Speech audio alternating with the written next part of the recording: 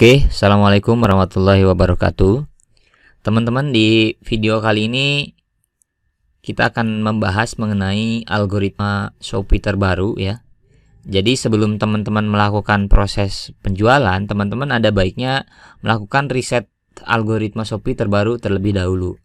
Karena ini akan sangat berpengaruh nanti kepada strategi yang akan teman-teman jalankan ke depannya. Nah, yang harus kita garis bawahi untuk algoritma sendiri itu sifatnya tidak tetap gitu ya, karena bisa saja memang perubahannya itu akan sangat cepat. Jadi saya jelaskan saat ini dengan apa yang ketika teman-teman nanti cross check itu bisa saja nanti udah ada perbedaan. Akan tetapi untuk algoritma sendiri itu biasanya ada tolak ukurnya gitu ya, apa saja yang bisa kita pertimbangkan atau kita perhatikan untuk algoritma sendiri. Nah, di sini saya sudah membuat tolak ukurnya ya, apa saja poin-poinnya. Di sini saya sudah menyiapkan 10 poin untuk tolak ukur algoritma Shopee gitu ya. Jadi untuk mengukur algoritma Shopee itu seperti apa. Lanjut ya. Di sini untuk melakukan proses pengecekan algoritma, ada baiknya teman-teman menggunakan risetnya itu menggunakan aplikasi Shopee di smartphone ya, atau di handphone, karena mayoritas untuk user atau pengguna Shopee sendiri itu lebih banyak di handphone atau di aplikasi.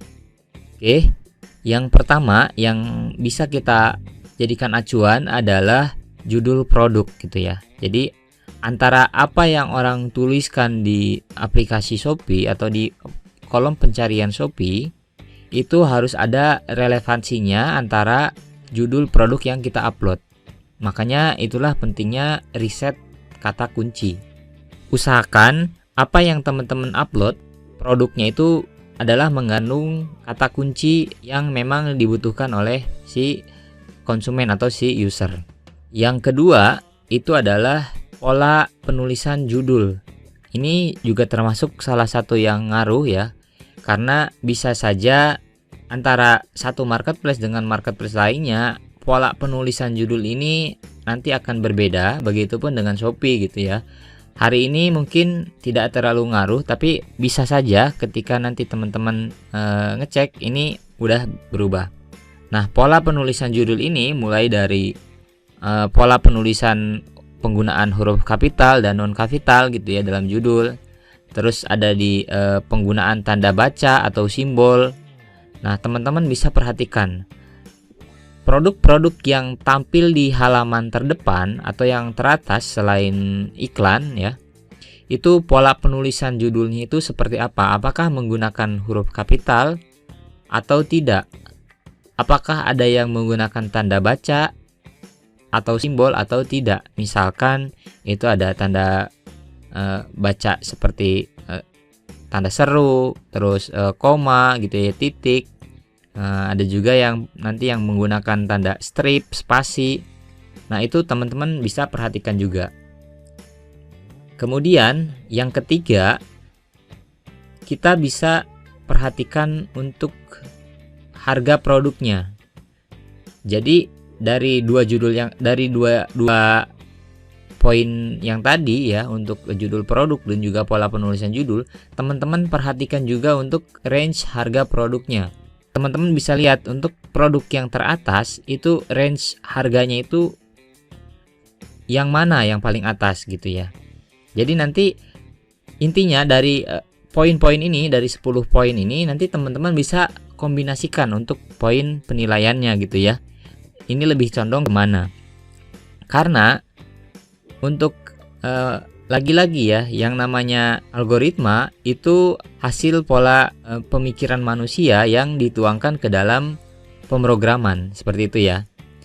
Nah, ini untuk penerapan harga sendiri, ini biasanya ini akan sangat berpengaruh gitu ya. Karena beberapa marketplace dia akan lebih merekomendasikan range harga yang ibaratnya lebih murah gitu ya, atau range harga yang murah, misalkan taruhlah di bawah 100.000 ke atas atau di bawah 200.000 ke atas, maka itu yang akan disuggestkan di halaman terdepan. Contohnya seperti itu.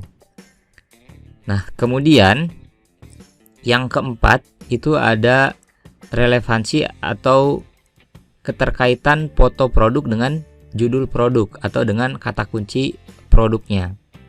Termasuk untuk background foto gitu ya. Teman-teman perhatikan produk-produk yang tampil di halaman terdepan, background fotonya itu seperti apa? Apakah polos, putih, ataukah memang berwarna yang banyak warna? Itu teman-teman bisa perhatikan itunya. Nah, lanjut yang nomor 5 itu ada di relevansi kategori produknya.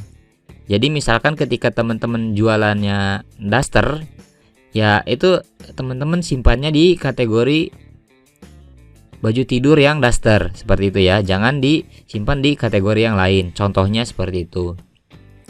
Nah, lanjut lagi di sini yang nomor 4 adalah relevansi untuk deskripsi produk. Nah, usahakan di sini untuk deskripsi produk teman-teman menggunakan minimal 400 kata ya. Yang di dalamnya itu sudah mencakup penjelasan atau deskripsi produk yang menyeluruh. Lanjut di sini untuk nomor 7, poin ke-7 adalah jumlah produk terjual. Nah, dilihat lagi ya di sini untuk produk yang paling teratas itu jumlah terjualnya berapa gitu ya.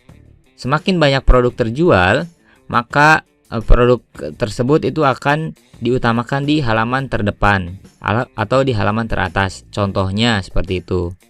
Nah, yang poin ke-8 adalah di reputasi tokonya. Jadi misalkan reputasi tokonya itu memiliki secara keseluruhan bintang 4,6 gitu ya dari total transaksi yang dia keluarkan. Misalkan ada 1000 transaksi. Nah, 1000 transaksinya itu ternyata reputasinya tokonya itu level reviewnya itu 4 ke atas. Jadi kalau dirata-ratakan ada 4,6 misalkan. Belum lagi di kecepatan proses pengirimannya dia. Terus di kecepatan proses balas chatnya dia. Seperti itu ya untuk reputasi tokonya. Nah, yang ke poin ke-9 itu ada di level toko ya. Level toko kan ada yang toko yang biasa gitu ya, yang belum verifikasi gratis ongkir. Terus ada yang udah toko yang gratis ongkir. Terus ada juga yang toko untuk yang star seller, atau udah ada yang toko Shopee Mall gitu ya.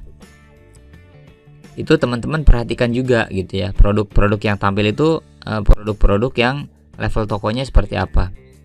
Dan yang terakhir itu ada di reputasi produknya. Kalau tadi yang kita bahas adalah reputasi tokonya, kalau ini adalah reputasi produknya. Mulai dari jumlah review produknya gitu ya, terus reputasi bintang produknya, misalkan dari bintang 4 ke atas atau dari 4 ke bawah, itu teman-teman perhatikan seperti itu.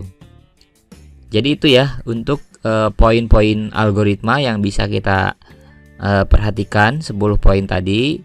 Oke, terima kasih. Assalamualaikum warahmatullahi wabarakatuh.